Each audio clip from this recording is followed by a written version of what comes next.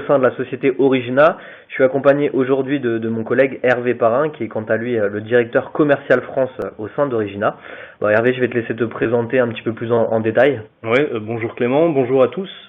Alors très rapidement, en termes d'expérience, je dirais que j'ai un peu plus de 15 ans d'expérience aujourd'hui, d'expérience professionnelle dans l'industrie des télécoms et de l'IT. En termes d'expérience pertinente, je dirais en rapport avec le webinaire d'aujourd'hui, je soulignerai que j'ai travaillé pendant 4 années entre 2010 et 2014 chez IBM au renouvellement de support, dans les équipes de renouvellement de support SNS sur le marché français.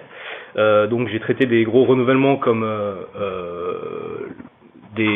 alors sur les industries de l'assurance, de la finance, de la banque, donc de gros renouvellements comme BPCE, Natixis, je dirais Société Générale également, AXA, et puis également une expérience dans un second temps, les 2 années suivantes chez IBM, j'étais, je dirais, aligné au secteur catégorisé par IBM comme étant le secteur industriel. Donc j'ai effectué aussi, participé à des renouvellements software pour de grosses boîtes comme Michelin, Air Liquide, Renault, Peugeot, Airbus. Voilà, donc ça c'est ma première expérience, je dirais, pertinente dans l'IT. La seconde, en fait, c'est entre 2014 et mai 2019, où là j'ai rejoint en fait une société concurrente à IBM qui s'appelle Oracle. Donc j'ai tenu différentes casquettes commerciales chez Oracle sur différents secteurs, mais les portefeuilles sur lesquels j'ai travaillé sont des portefeuilles de software dédiés aux ressources humaines, aux produits telco et aux produits de l'hôtellerie. Voilà, donc et depuis 6 mois, j'ai rejoint l'équipe d'Origina justement, et comme tu l'as indiqué Clément, je suis en charge du développement commercial sur la France. Très bien. Alors, lors de ce webinaire, du coup, nous allons parler du Market Guide Gartner sorti en septembre dernier et qui porte sur les prestataires de tiers support indépendants, donc pour les produits IBM, Oracle et SAP. La raison principale nous ayant encouragé à organiser cette session, elle est liée en fait à la nécessité de répondre aux nombreuses interrogations qui émanent de différents acteurs du marché à l'heure actuelle. Lors de ce webinaire, nous décrirons donc ce qu'est un prestataire de tiers support indépendant, ce qu'il peut apporter aux équipes chargées de la gestion des actifs logiciels et des achats informatiques au sein de vos entreprises. Le programme va s'articuler de la manière suivante. Nous verrons dans un premier temps pourquoi ce guide a été créé et par qui. Il est toujours important de connaître en effet les auteurs de ce type de market guide, savoir un peu leur légitimité au sein du monde de l'IT. On parlera ensuite des tendances du marché du tiers support. Nous établirons également une cartographie des prestataires de tiers support par éditeur. Nous énumérons les raisons qui, d'après Gartner, font que les entreprises envisagent de faire appel à un prestataire de tiers support indépendant. Nous verrons aussi quels sont les atouts de ces prestataires, mais également les risques identifiés par Gartner et comment les minimiser. Alors, sachez qu'à l'issue de ce webinaire, nous vous enverrons un lien vers l'enregistrement et les différentes diapositives, mais bien évidemment, nous vous mettrons également à disposition le lien vers ce fameux Market Guide Gartner. Nous aménagerons aussi à la fin une session de questions-réponses que vous pourrez nous poser en direct et auxquelles, bien évidemment, nous nous ferons un plaisir de répondre. Alors, on va tout de suite commencer par la question de qui et pourquoi a été créé ce guide et à qui s'adresse-t-il ? Alors par qui le rapport a tout simplement été créé par 3 des meilleures analystes Gartner spécialisées dans l'édition logicielle. Alors on compte parmi ces 3 personnes une femme qui s'appelle Johanne Rosenberger, qui est une directrice de recherche spécialisée dans la négociation avec les éditeurs et l'optimisation des coûts liés aux dépenses software d'une façon générale.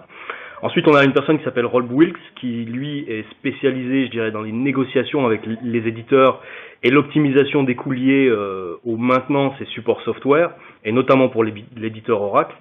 Et puis l'analyste principal de cette étude, il s'appelle Christopher Dixon, et lui c'est un expert en négociation sur les logiciels et le cloud, sur les audits de conformité et l'IT Asset Management.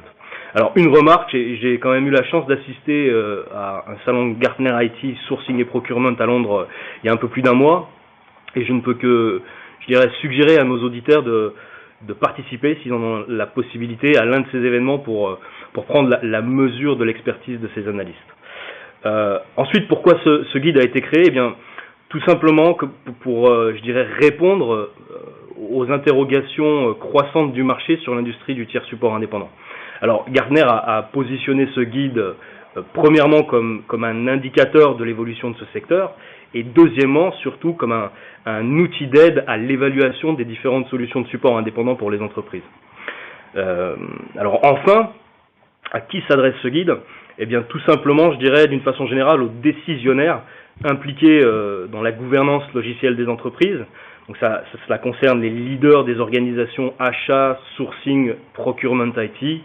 J'ajouterai également les équipes chargées de l'optimisation et de la rationalisation des coûts, je dirais, opérationnels IT d'une façon générale, aux managers des relations fournisseurs et aux software asset managers. Alors, est-ce que tu peux nous dire comment dans ce guide Gartner décrit les tendances du marché à l'heure actuelle? Il y a plusieurs tendances qui sont évoquées et soulignées par Gartner. En fait, la première, elle rappelle que tout d'abord, la catégorie, je dirais, software est toujours le second centre de dépenses aujourd'hui pour les sociétés. Elle indique également que le marché du tiers support connaît une croissance stable sur les 5 dernières années, avec une moyenne de croissance des ventes d'à peu près 33% par an. Elle signale également que cette croissance devrait se poursuivre dans les prochaines années. Alors ensuite, ce qui est expliqué, c'est que le principal facteur provoquant cette croissance est la priorité pour les vendor managers, pour les équipes des achats IT, d'optimiser et rationaliser les dépenses pour contrer, je dirais, la croissance des coûts sur la famille ou la catégorie software insufflée par les éditeurs. Et par conséquent, en fait, l'option du tiers support est de plus en plus choisie par les organisations. Alors juste pour information, en aparté, chez nous, chez Origina, pour donner une indication à nos auditeurs, la croissance sur les 3 dernières années a été de 100% en termes d'évolution. Voilà. Et dans ce market guide, quels sont les prestataires de support indépendants que Gartner a clairement identifiés et analysés? Avant toute chose, je crois qu'il est nécessaire d'apporter une précision sur ce que Gartner entend par prestataire de tiers support indépendant pour IBM, Oracle et SAP dans ce guide. Et en fait, si on résume, je dirais de façon très simple, eh bien, il s'agit des sociétés qui sont capables de venir se substituer à l'éditeur pour le support de logiciels perpétuels proposés par l'éditeur. Et il s'agit également de sociétés complètement donc indépendantes et dissociées des éditeurs en question. Ces prestataires sont des sociétés, je dirais, concurrentes sur la partie de l'offre support logiciel perpétuel. Alors, juste une précision, il s'agit bien de confirmer qu'il ne s'agit pas de sociétés tiers proposant des prestations, par exemple, d'infogérance de type Capgemini et Atos. Ensuite, maintenant, pour répondre à ta question, alors on va mentionner justement ces prestataires par éditeur. Donc pour IBM, eh bien, il n'y a que nous, que notre société, Origina. Pour Oracle, il y a Spinnaker Support, Rimini Street, Support Revolution et Alui. Et pour SAP, il y a Spinnaker Support, Rimini Street toujours et Support Revolution encore une fois. Alors, selon Gartner, dans quelle situation les sociétés à l'heure actuelle doivent-elles examiner l'alternative de l'industrie du tiers support? Alors, Gartner en fait a identifié, je dirais, 4 scénarios typiques dans lesquels la société, je dirais, d'études recommande clairement de considérer l'alternative des prestations de tiers support. Le premier scénario, eh bien, c'est le scénario d'une migration, je dirais, envisagée par la société, soit vers le cloud, soit vers une autre solution. Donc en fait, dans ce cas de figure, lorsqu'il est identifié que le logiciel IBM, Oracle ou SAP devant être décommissionné ne nécessite pas de montée de version future, que ce logiciel est stable mais qu'il nécessite, je dirais néanmoins un support pendant la période transitionnelle, eh bien il est recommandé de sonder en fait l'alternative du tiers support pour cette application. Alors un point de précision par rapport à ce que je viens de dire, et notamment sur les entitlements et les droits d'utilisation. Il faut savoir que de façon générale, la société est en droit d'utiliser la dernière version logicielle sortie avant l'interruption du support avec l'éditeur. Ça, c'est la règle standard.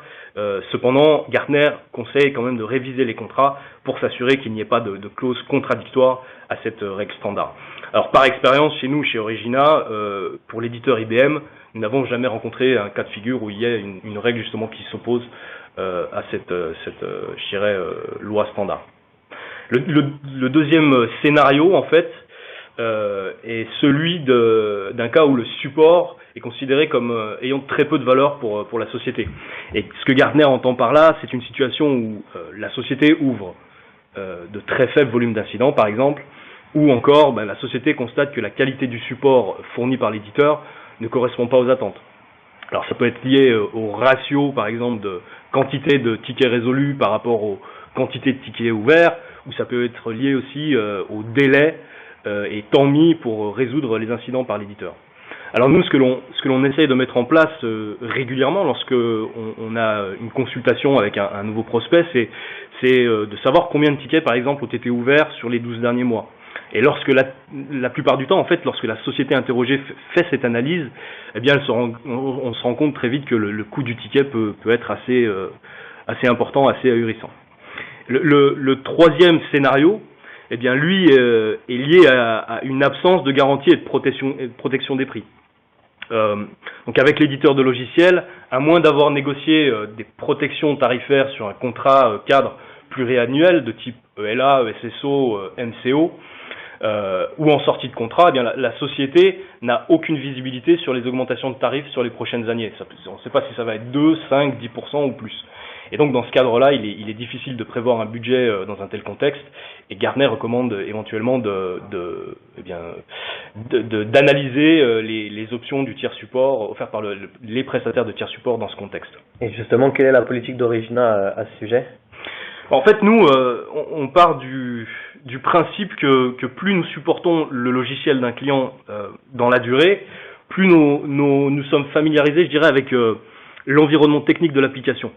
Et en fait, au final, ça accroît notre efficacité dans la résolution d'incidents en cas d'ouverture de tickets, justement. Et basé sur ce raisonnement, il n'y a pas lieu d'augmenter nos tarifs de support annuellement, et ce que nous décidons d'appliquer, c'est en fait une décroissance annuelle du support à un niveau de 7,5% par an.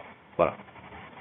Et enfin, donc, pour en revenir je dirais, aux situations dans lesquelles Gartner recommande l'évaluation de l'alternative du tiers support, eh bien c'est un cas de figure qui est très fréquent, où un éditeur annonce la fin de support pour une certaine version d'un de ses logiciels ou de ses logiciels. Et dans ce cadre-là, en fait, les sociétés utilisatrices du logiciel en question sont informées, ou non parfois, que les versions utilisées ne sont plus prises en charge par l'éditeur, et inévitablement, il y a 3 cas de figure. Le premier cas de figure, c'est pour la société de rester sur la même version et opter pour une offre, je dirais, d'extension de support via l'éditeur qui peut s'avérer être très coûteuse.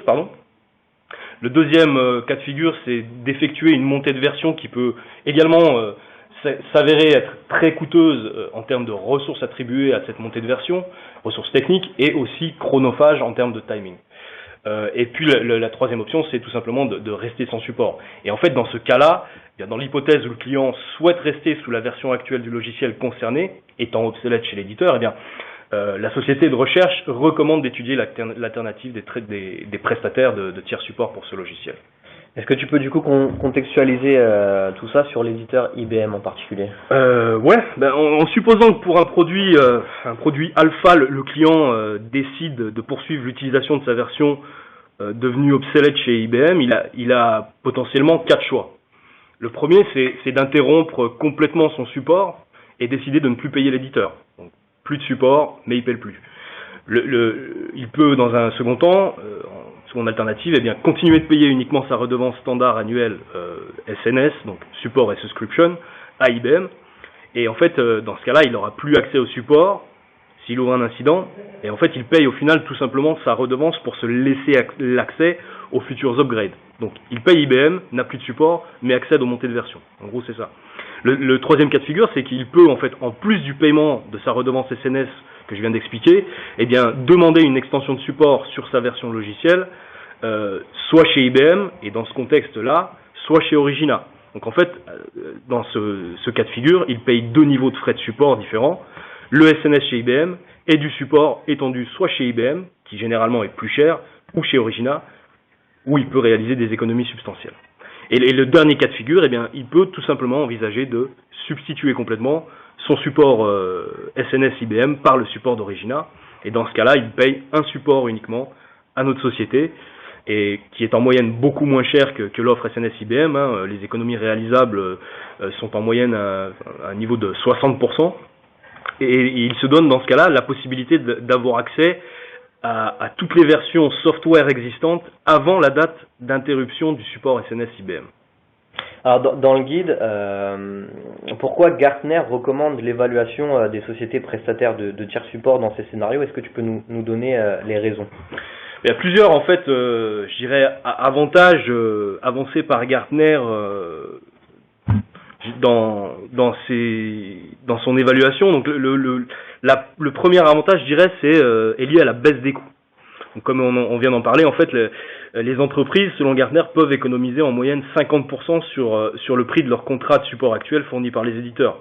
Alors, chez Origina plus particulièrement, les clients économisent en moyenne 60%. Donc ça leur permet en fait au final de réduire leur coût total de possession, et par conséquent de dégager peut-être des budgets pour d'autres projets, je dirais, ayant plus de valeur ajoutée. À noter que les prestataires de tiers support proposent au préalable généralement une étude des économies réalisables et une analyse, je dirais, approfondie des parcs, donc que ce soit pour l'éditeur Oracle, IBM ou SAP, et qui permettent au final d'avoir aux sociétés, je dirais, demandeuses, d'avoir des indicateurs et des informations clés pour prendre des décisions. Le deuxième avantage avancé par Gartner, c'est la flexibilité. Et ce que Gartner entend par flexibilité, c'est-à-dire que les prestataires, je dirais, de support indépendant fournissent un support sur toutes les versions logicielles, y compris celles qui ne sont plus supportées par l'éditeur. Le troisième grand avantage, c'est une qualité de service assez élevée. Et là, dans ce cadre-là, Gartner met clairement en avant que la satisfaction du client est une priorité pour le prestataire de tiers support. Donc, lorsque le prestataire est contacté pour l'ouverture d'un incident, la qualité de prise en charge peut s'avérer être bien meilleure que l'éditeur. Le client s'adresse non pas à un centre d'appel, mais à un expert. Et en fait, selon le prestataire de support évalué, l'illustration de cette amélioration se constate par des services, je dirais, supplémentaires qui viennent justement différencier ce prestataire de l'éditeur à la base. Donc on peut parler dans ce cas par exemple d'assignation d'experts dédiés par application pour une expertise qui est bien spécifique, ou bien encore on peut parler aussi de la mise en place de niveaux d'accord de service qui par exemple chez IBM n'existent pas. Donc nous par exemple on a des niveaux d'accord de service en place, et puis il y a aussi dans le traitement des incidents, l'étendue de l'analyse chez certains prestataires va bien au-delà de l'application qui est supportée, et bien souvent en fait il s'agit aussi de faire l'analyse de l'environnement pour voir si la problématique liée à l'incident n'est pas liée finalement à l'environnement plutôt qu'à l'application. Ensuite, le quatrième avantage avancé par Gartner, c'est la nature contractuelle des relations avec les prestataires de tiers support, où en fait il est avancé que généralement les contrats sont plus souples et adaptables aux besoins du client, notamment pour les périodes d'engagement, et aussi ils sont plus simples avec des termes et conditions qui sont plus compréhensibles que ce que proposent je dirais les grands éditeurs dans leurs contrats cadres. Alors on a parlé des différents avantages de faire appel à un service de tiers support, mais dans le guide, Gartner identifie également des risques. Est-ce que tu peux nous parler justement des risques qui sont présents dans le guide? Oui, bien sûr. Alors on va les énumérer. Dans un premier temps, les risques, il y en a 5 avancés par Gartner. Le premier sont les risques de frais de réactivation chez l'éditeur. Ça, c'est le premier point. Le deuxième point sont les risques, je dirais, et les frais associés à la non-conformité. Troisième risque sont les risques en relation à la perte de droits spéciaux d'utilisation ou d'accès à certains outils. Le quatrième risque avancé, c'est en fait le principe du tout ou rien qui s'applique, je dirais, à certains contrats et à certains éditeurs. Il faut savoir que chez certains éditeurs, en fait, il est forcé de renouveler tout le périmètre applicatif ou de ne rien renouveler du tout. Et le cinquième point, en fait, ce sont les risques associés aux fusions et acquisitions qui peuvent engendrer un changement des conditions contractuelles et aussi une rationalisation à faire au niveau des parcs applicatifs lors de la fusion ou l'acquisition. Alors une question, je pense, qui peut intéresser ceux qui nous écoutent, serait comment minimiser du coup ces risques? En fait, lorsqu'une société explore, je dirais, l'alternative du marché du tiers support indépendant et qu'elle évalue un prestataire, elle doit mettre en place, selon Gartner, un minimum de vérifications préalables. Alors ces vérifications sont assez simples à effectuer. Il s'agit, selon Gartner, d'évaluer plusieurs points et répondre à plusieurs questions. Donc le premier axe de réflexion, en fait, c'est d'évaluer si la solution proposée par le prestataire de tiers support est adaptée à l'entreprise. Donc il faut savoir que ce n'est pas tout le temps le cas. Je dirais, ou néanmoins, on peut dire que le support proposé par le prestataire indépendant n'est pas forcément adapté à toutes les familles de logiciels utilisés par l'entreprise. Donc il faut vraiment engager une réflexion, je dirais, pour chaque famille de logiciels perpétuelle, que ce soit pour IBM, Oracle ou SAP. Et au final, il s'agit de répondre à des questions telles que savoir si les versions actuelles utilisées, quelles sont les versions actuelles utilisées pour les logiciels, savoir quelle version le client aura le droit d'utiliser au moment de l'interruption du support avec l'éditeur si le choix du prestataire est fait. Quels sont les projets, d'une façon plus large, il s'agit d'établir quels sont les projets liés au logiciel considéré. Est-ce qu'il s'agit finalement donc de conserver la version actuelle sans la mettre à jour, je dirais en vue d'abandonner le logiciel dans les prochaines années, ou est-ce que au contraire, il est prévu de conserver ce logiciel sur du long terme, ce qui supposerait de se laisser un accès aux dernières versions disponibles. Et au sein du coup de ces entreprises, qui est en charge d'aller vérifier ces informations? En fait, durant cette phase, si tu veux, dans un premier temps, je dirais que la plupart du temps, nous, les personnes qui s'adressent à nous, ce sont les équipes de Software Asset Manager. Maintenant, durant cette phase, en fait, il est hyper important et critique d'impliquer les principales parties concernées, à savoir les architectes informatiques, la direction informatique, les directeurs techniques. Le tout, c'est en fait de déterminer qui sera affecté par cette décision et quels sont les besoins, je dirais, détaillés de ces personnes en termes de support informatique. Au final, en fait, cette concertation, elle permettra d'évaluer si les exigences internes sont en adéquation avec les offres proposées par le prestataire de support indépendant. Alors ensuite, l'autre, je dirais, sous-axe de réflexion par rapport à ce premier point, c'est d'établir clairement si les services de support proposés par le prestataire sont adéquats.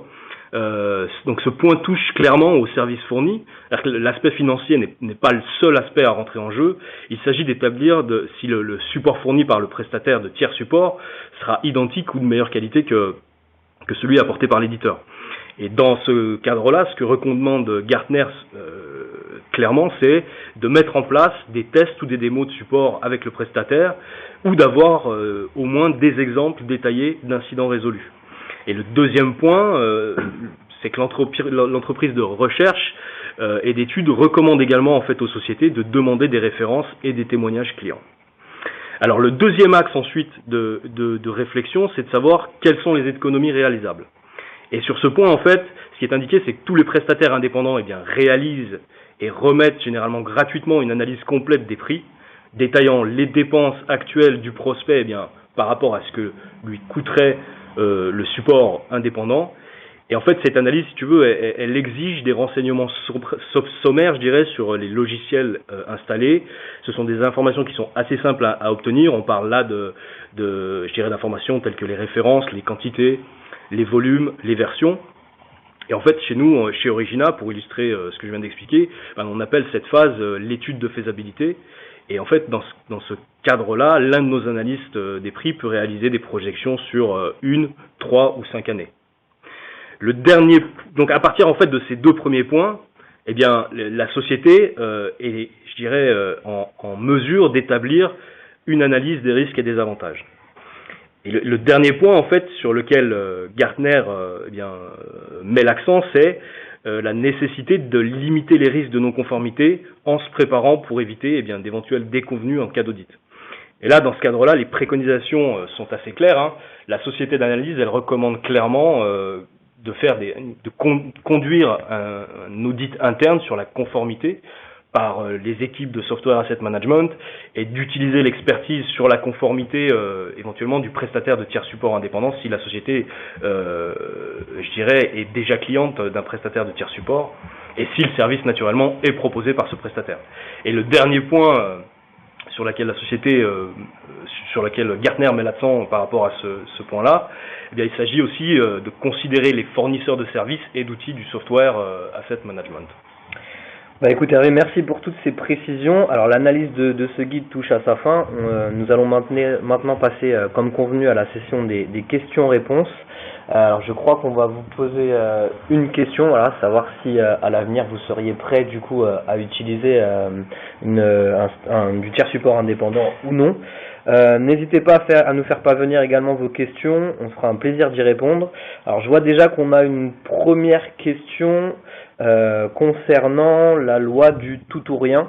Ouais. Alors en fait, est-ce que tu peux nous en parler un petit peu plus de cette loi? Oui, en tout cas, je peux faire état de la situation chez le fournisseur IBM. J'ai pas l'information malheureusement pour les autres grands éditeurs. Mais chez IBM, en tout cas, la règle du tout ou rien, elle s'applique aux licences et aux logiciels, dans un premier temps, obtenus via le contrat Passeport Avantage ou encore le contrat Passeport Avantage Express. Ensuite, en ce qui concerne la description ou la portée de cette règle du tout ou rien, eh bien, elle s'applique par référence, donc par part number, mais au préalable, elle s'applique par site existant sous un contrat PA. Et elle ne s'applique en fait pas à travers l'ensemble des sites d'un contrat PA. Donc ça peut paraître assez compliqué à comprendre, mais on va essayer de l'illustrer, je dirais peut-être à travers l'exemple d'un cas concret, en supposant qu'un client dispose de 100 PVU WebSphere par exemple sur un site A et de 200 PVU WebSphere installés sur un site B, la règle du tout ou rien s'appliquera par site. Le client pourra par exemple renouveler dans ce cas-là, 0 ou 100 PVU sur le site A, ou bien 0 ou 200 PVU sur le site B. Ensuite, pour poursuivre par rapport à l'exemple que je viens d'expliquer, dans l'hypothèse où Origina aurait été choisi par le client pour assurer le support des 100 PVU sur le site A, eh bien, il est par exemple impossible de basculer 50 PVU WebSphere du site A sous support chez Origina et d'en garder 50 autres sous support chez IBM. En fait, le client devra arrêter son support sur le volume complet de licence du site A chez IBM et basculer son support sur tout ou partie de ce volume chez Origina. Ensuite, ensuite, on a une question, quelqu'un qui nous demande: pouvez-vous donner des noms de logiciels IBM concernés, notamment en Z système? Alors, il faut savoir que les applications liées au système Z, qui sont des applications d'infrastructure et de middleware, ne sont actuellement pas supportées par les prestataires de tiers support dont Gartner fait mention. Donc, étant donné que nous sommes l'unique, fournisseur de support actuellement sur l'éditeur IBM, donc je peux vous confirmer qu'à l'heure actuelle, aucun prestataire de tiers support indépendant n'assure du support sur les applications embarquées sur les infrastructures middleware, donc de type système Z, système I, etc., etc. Alors, on a également une question concernant les frais de réactivation. Alors, je vais peut-être un peu expliquer cette question. Alors, en fait, quand une société décide de switcher toute ou partie de son parc chez un tiers support indépendant, et pour X ou Y raison, qu'elle souhaite retourner ensuite vers un des grands éditeurs, est-ce que des frais de réactivation s'appliquent? Et si oui, de combien sont-ils? Alors, encore une fois, là, je prêcherai pour ma paroisse et je ferai état de la situation pour l'éditeur IBM. Oui, il y a des frais de réactivation associés justement en cas de nécessité de réinstater certains logiciels ou les logiciels chez IBM. Et en fait, si tu veux, ça représente 3 fois le dernier montant de renouvellement payé par le client. Ça, c'est le premier point. Et en plus, il y a des je dirais, pénalités associées, une croissance associée de 5 à 10% par an. Donc au final, le ratio, lorsque je dirais le client décide de revenir et de réactiver certains produits, il est de 3 à 3,5 par rapport au dernier montant payé sur le logiciel en question. Et selon ton expérience, est-ce qu'il est fréquent justement qu'une société qui ait décidé de switcher vers un tiers support indépendant décide de revenir vers un des grands éditeurs? En fait, nous, sur la quasi centaine de clients qu'on a aujourd'hui, on n'a jamais été exposé à cette situation. Et je pense que c'est tout simplement lié au fait à la qualité des études de faisabilité que l'on met au préalable. L'étude de faisabilité, par exemple, chez nous, elle suppose de fournir, je dirais, à la société intéressée une étude des économies réalisables, mais également une étude approfondie, je dirais, des parcs pour que les familles de logiciels qui switchent ou qui basculent sous support chez Origina n'aient pas à revenir dans le futur à être réactivés sous support IBM. Alors on a une question qui nous est posée assez régulièrement quand on fait des appels avec les prospects ou les clients, qui est assez à la mode, si je peux m'exprimer ainsi, c'est sur les audits de conformité. Alors est-ce que le fait de passer sous pavillon tiers support suppose obligatoirement le déclenchement d'un audit de conformité? C'est un sujet, je dirais, qui est assez délicat. Moi, je pense que la vraie réflexion à développer pour une société qui émet cette inquiétude est de savoir en fait si elle a vraiment pris les dispositions, je dirais, nécessaires pour se sortir au mieux des griffes de l'éditeur lors d'un audit de conformité. On a plusieurs études qui indiquent que la pratique de l'audit de conformité logicielle est hyper fréquente aujourd'hui. Je crois me souvenir qu'une étude réalisée l'an dernier par Gartner annonçait qu'environ, je crois que c'était 66% des entreprises pouvaient s'attendre à au moins un audit sur l'année à venir.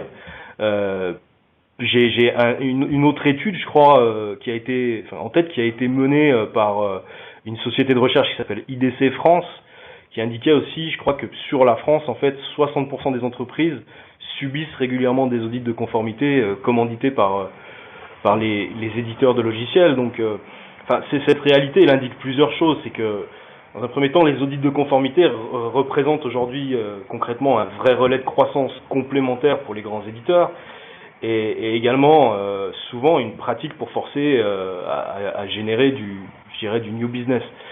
Et puis le deuxième point, c'est qu'indépendamment de toute façon des décisions qui sont prises par les sociétés sur leur choix de prestation de support logiciel, il faut savoir que si vous n'avez pas été audité par un éditeur par le passé, eh bien sachez que vous allez être audité dans les prochains mois ou trimestres. Et si vous avez déjà été audité, de toute façon, attendez-vous à être de nouveau audité dans le futur. Donc, encore une fois, je pense que la meilleure façon d'appréhender cette question, c'est, je dirais, d'intégrer cet élément dans la stratégie IT de l'entreprise et ajuster son organisation en conséquence. La réflexion, elle doit se porter sur la méthode et les ressources à mettre en place, clairement, pour se préparer au mieux à cette situation. Donc ça veut dire mettre en place, je dirais, une politique assez rigoureuse de gestion des assets software, logiciels, via les équipes SAM par exemple, et puis de coupler, si possible, si le budget est là, cette politique au service de sociétés proposées, de sociétés spécialisées dans le SAM, et d'utiliser les outils applicatifs que ces sociétés peuvent proposer pour contrôler les inventaires de logiciels, les déploiements, les utilisations. Et puis enfin, parallèlement, si la société travaille déjà avec un prestataire de tiers support, elle peut également envisager de s'appuyer sur l'expertise de ce prestataire, sur la conformité des entitlements, les droits d'usage, les métriques, si évidemment le service est proposé par le prestataire en question. Alors on a une autre question. Lorsque l'on décide de switcher tout ou partie de son parc chez un prestataire de tiers support indépendant, combien de temps faut-il compter pour le processus? Alors encore une fois, là, je parlerai de l'expérience Origina, puisque je n'ai pas les éléments pour les autres prestataires, mais chez nous, en moyenne, je dirais, ça peut varier énormément selon la réactivité du client ou du prospect avec qui on a engagé les discussions, mais je dirais qu'en moyenne, ça peut varier entre 2 et 6 mois, justement, selon cette réactivité. Il y a quand même quelques informations à échanger, et selon les organisations, ça peut prendre plus ou moins de temps. D'accord. À noter en plus que chez Origina, nous en fait ce qu'on propose en termes de services inclus en mode standard dans le contrat, c'est de mettre en place une période de prise en charge où, eh bien, avec l'accord du client, on télécharge toutes les versions des applications qui vont passer sous support chez Origina, donc toutes les versions disponibles, tous les patchs correctifs, tous les fixes sécuritaires auxquels le client a droit avant la fin de l'interruption. Et par conséquent, en fait, cela nécessite, c'est en fait un exercice et une tâche qui est assez longue, et on essaye de se laisser un délai d'1 mois justement après la signature du contrat pour mettre en place eh bien cette période de prise en charge et de téléchargement. Savoir qu'on conserve aucun élément, je fais cette précision également. On télécharge, remet tout ça sur un support physique qu'on donne au client pour qu'il puisse utiliser tous ces éléments dans le futur s'il le souhaite. Merci à toi pour toutes ces réponses. C'était la dernière question. Merci aux auditeurs pour ces questions en tout cas. Du coup, ce webinaire touche désormais à sa fin. Alors j'espère que vous avez pu apprécier cette session. Comme je vous le disais, nous allons vous faire parvenir un lien vers l'enregistrement et les différentes diapositives. Bien évidemment, on va également vous faire parvenir le lien vers ce fameux Market Guide Gartner. Alors je ne sais pas si Hervé, tu as peut-être un dernier mot avant qu'on finisse cette session. Non, tout comme toi, naturellement, j'aimerais remercier les auditeurs pour leur participation. Je souhaiterais juste rappeler la recommandation, je dirais, principale de ce guide, qui consiste à dire qu'aujourd'hui, ne pas considérer l'alternative du tiers support indépendant pour une société, eh bien, ça revient à rater une opportunité réelle de réduire et rationaliser ses coûts. Et préciser néanmoins qu'il y a quand même toute une phase de vérification à mettre en place pour justement prendre les bonnes décisions lors de l'évaluation d'un prestataire de tiers support. Ça, c'est la deuxième chose. Et puis le dernier point, si j'avais une suggestion à faire à Gartner dans l'éventualité qu'une version 2 de ce guide soit publiée à l'avenir, eh bien, ce serait de leur suggérer d'étendre l'analyse au marché secondaire des licences, qui à mon sens est complémentaire à l'industrie du tiers support, et ce qui au final en fait permettrait aux organisations clientes de Gartner d'avoir un guide leur permettant complètement potentiellement d'acheter et de mettre sous support des logiciels sans passer par les éditeurs qui publient ces logiciels. Écoute, nous verrons si à l'avenir Gartner tiendra compte de tes conseils. On va vous laisser en tout cas. Merci à tous ceux qui ont participé à ce webinaire. J'espère que vous avez pu apprécier cette session. On vous souhaite une excellente fin de journée et puis peut-être à très bientôt. Merci à vous. Merci. Au revoir. Au revoir.